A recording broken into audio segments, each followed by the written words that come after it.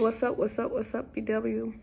This is Felicia here, coming to bring you a message today. And as you can see, the demeanor on my face is not the normally happy-go-lucky demeanor that I normally have when I'm doing one of these BW videos. And the reason my face is not the normal face that I normally have on a BW is because it's one of those days where I'm going through a storm. It's one of those days where I'm being tried. It's one of those days where I'm being tested. Even in my own marriage, I'm sitting here, and in exactly 1 week, I will be celebrating 19 years of marriage to my spouse, and I will be celebrating a 23-year, come February, almost 24-year relationship. And I just had to ask myself the question today: what do you do when you have a ministry, better woman, better wife, but you don't feel like a better woman or a better wife? What do you do when your own marriage is being tested? What do you do when women have come to your home looking for advice? They come to your website looking for advice. They come into your Facebook looking for advice. They go to your inbox looking for advice, and I can't tell you the numbers of phone calls that I get just looking for advice. What do you do when you have no advice to give yourself? And so I pondered on that question today as I'm going through. I got in my word, and normally when I get in my word, I have a clear answer. But today there was no answer. But when it was no answer, I remember something that my oldest son said to me. And Jeremy probably said this to me probably 4 or 5 years ago. He said, "Mom, a teacher teaches their students, and then they give them a test."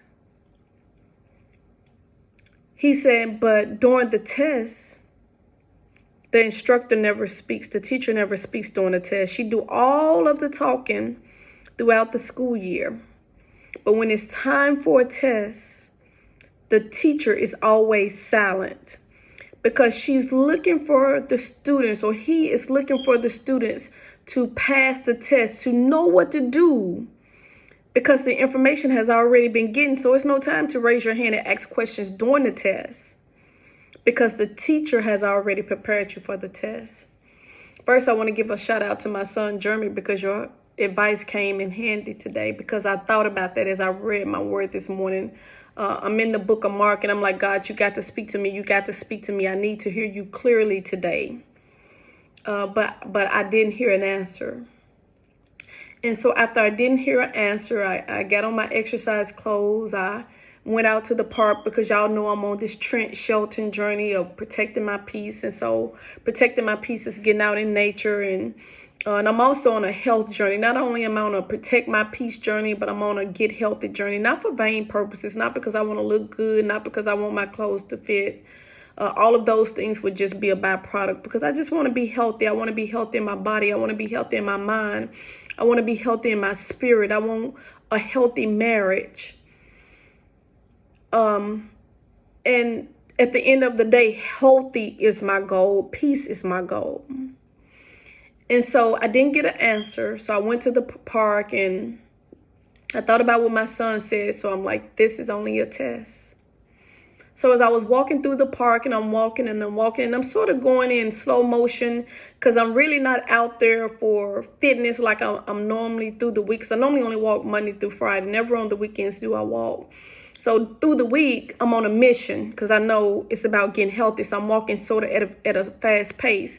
But this time, it wasn't a fast pace. It's more of a slow pace, because I'm having my own personal pity party, because I'm going through.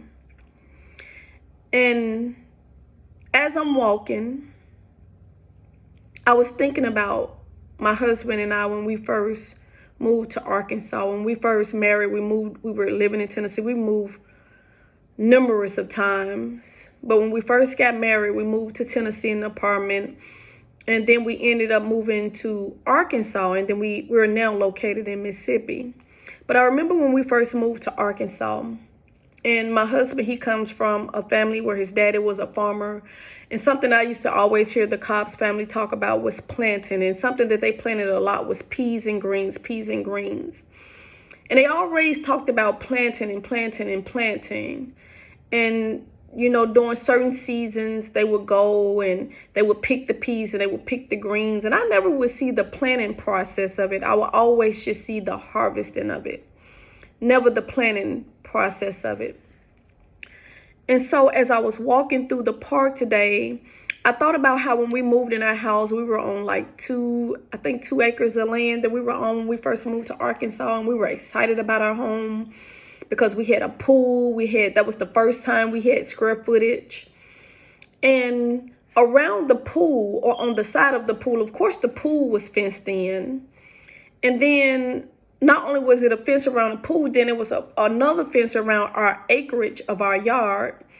And then over to the side of the pool, in between the one gate around the pool and the one gate around the house, was another area somebody had fenced off to plant a garden. And I was so excited about that because I said, man, now I finally get to plant a garden. I finally get to plant something and watch it grow. That's what I said to myself. And I was so excited. My husband can tell you I was ecstatic because I wanted to see the process of it all. I wanted to see how you can plant something and then it grows and you reap the harvest. And in that planting season, I learned a lot of lessons that helped me while I'm on while I'm going through today. It helped me. As I thought about that, one of the things I learned that it ain't just about a garden and watching something grow, but that it's a process. That's the first thing that I learned, that it's a process in it. Anytime something has to grow, it has to go through a process before it grows or before it comes into fruition. So that was the first thing that I learned. The second thing that I learned is that you can't just plant the seed in the ground. It's a certain way. It's a certain amount of depth that you have to plant the seeds because they have to be able to take root.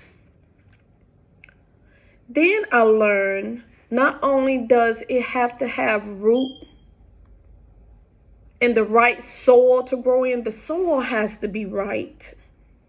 No matter how deep you plant it, whether it's 2 inches, whether it's 3 inches, if you plant it on bad soil, it's still not going to grow. So then I also learned that if you got the right soil, if you plant it in the right depth and everything is right, it also has to have the sun. Has to have the sun to shine on it in order for it to grow. Then after I learned that it has to have sun, I'm talking about process, you all. And I hope y'all, get something from this as I did this morning, as I had to have a conversation with myself. Sometimes you have to encourage yourself in the Lord, which is what I had to do. So then I learned that you also have to tend to it. You just can't put it in a place where the sun shines. You just can't make sure it got the right sort of right depth. But you have to go out there and you have to tend to it. The reason you have to tend to it is because weeds will grow. And if weeds grow and then your vegetables or fruits or wherever you plant it start growing at the same time, the weeds are going to choke out the fruit. So I learned you have to tend to your garden because I was thinking, man, I just go out here and plant these seeds, plant it the right depth, make sure the sun is in a shade, in a place where the sun can get to it. But I was amazed with my husband, like, are you not going to go pick out the weeds at your garden? I'm like, pick out weeds? I don't do weeds. I don't do picking. I don't do dirt. I'm a city girl. But he was like, everything, all of the hard work you put in is going to be in vain if you don't pick out the weeds, Felicia. So I found myself picking out the weeds in my garden. So that was something else that I had to learn, that I had to pick out the weeds. Then I learned the most important lesson. After everything came up, I had planted watermelon seeds in one little area. I planted green tomatoes in one little area. I planted greens in one little area. And I remember going out there and I was so excited. And I'm like, man, it actually grew. This actually worked. The process works. When you do what you're supposed to do, the process works. But I remember even in the midst of my excitement, I'm like, I wanted some eggplant. And my husband like, I know you're not out here expecting eggplant. Because if you didn't plant the seed for eggplant, eggplant is not going to come up. Only what you sow is what you can reap. So why am I talking to you about a garden? Because I know y'all can care less about the garden. It's not about the garden. It's about the lessons that I learned from a garden. It's that just like when we're planting a garden, just like the fruit and the vegetables have to go through the process, we, as married women, we have to go through the process. Marriage ain't always easy, breezy. It's not always an easy path, but it's a process that you have to take when you're married. And the process is not always an easy process. I learned that you have to have a strong foundation, just like fruit and vegetables have to have the right soil to be planted in. You have to have the right foundation when you're building any kind of marriage. If the foundation is weak, you have a weak marriage. Just like I talked about, it has to have the sun to come down on the plants. If your Heavenly Father, if the Son of God is not in the picture, then it's still not going to grow, even with the right foundation. You can do all of the marriage counseling, have the right husband, have the right wife, but without the sun, the marriage is not going to prosper. Just like your fruits and vegetables not going to prosper if they don't have the sun. Just like I learned you have to tend to it and don't let the weeds choke it out. Sometimes life and the difficulties that life brings can choke out a marriage if you're not careful. The enemy, his whole job is to steal, kill, and destroy. He's almost like that weed, him and his demons. He plants his demons in your marital garden. And if you're not careful, those demons will choke out what you and your spouse have built. So you have to be so very careful that those demons do not choke out the things, the seeds that you have planted in your marital garden. You have to be so careful to tend to it. You have to tend to your marriage. Then, like I learned, when I wanted eggplant and I planted everything but eggplant, and I was so excited still just to see something grow. Just like I've been excited to see how much me and my husband have grown over 19 years. I was so excited. But just like I was excited to see the watermelon and the greens, when I looked around, I saw that something was missing. And that's what happened this week. I looked around 19 years and I said, something is still missing. And then I was reminded I didn't plant the seed.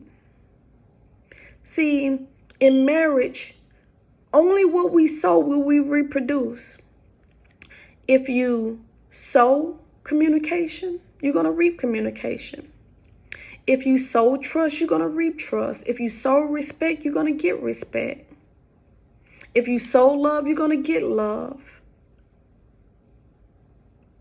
All of those important seeds that's needed in a marital garden, they have to be sown in order for them to grow.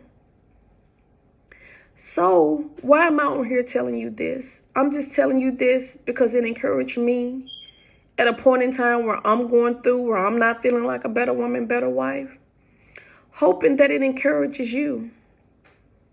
That if you're in a space right now, and I don't even care if it's your marriage, if it's your job, or even if it's just your life, we can look back over our life, over our marriage, and wherever we are, whatever state your marriage is in, whatever state your life is in, I promise you that you can look back, and wherever you are, it's because of choices you made. It's because of seeds that you planted. Wherever you are, it's because of something that you planted. But I want to give you hope today. I want to give you encouragement today that it's still not too late to plant the seeds that you want to grow. I didn't get eggplant that year, but I was able the following year in the right season to go back and plant, and eggplant most definitely grew. And so I had to tell myself today, because of where I am, it's because I didn't plant the right seeds, but it's not too late. The soil is still fertile. You still got a hole to dig. And that you can go plant that seed. And just like with my eggplant, it didn't grow the next day or the next week, or it didn't even grow the next month. But when it's harvest season, when it's time to grow, it's going to come up. And so what I made my mind up to do while I was walking in that park today was the seed that I did not plant in my marriage was to not look at it as it's too late or the season has passed. What I decided to do is to look at this is the moment to plant the seed. And because I'm going to plant the seed today, I'm going to be patient, because that's another thing that I learned. Because when I planted those seeds in my garden, I just couldn't wait for them to come up. But it took some months for them to come up. I think it took like 3 to 4 months for me to see anything begin to come up. And so just like that, I know I have to be patient. So I'm going to patiently wait on God. I'm going to patiently wait on the seed that I'm going to start sowing today to come up and to come into fruition. And I'm just going to trust the process. I'm going to trust the process. And that's something else I want to tell you. When you do something right, trust the process. Trust the process. And so that's all I have for you today.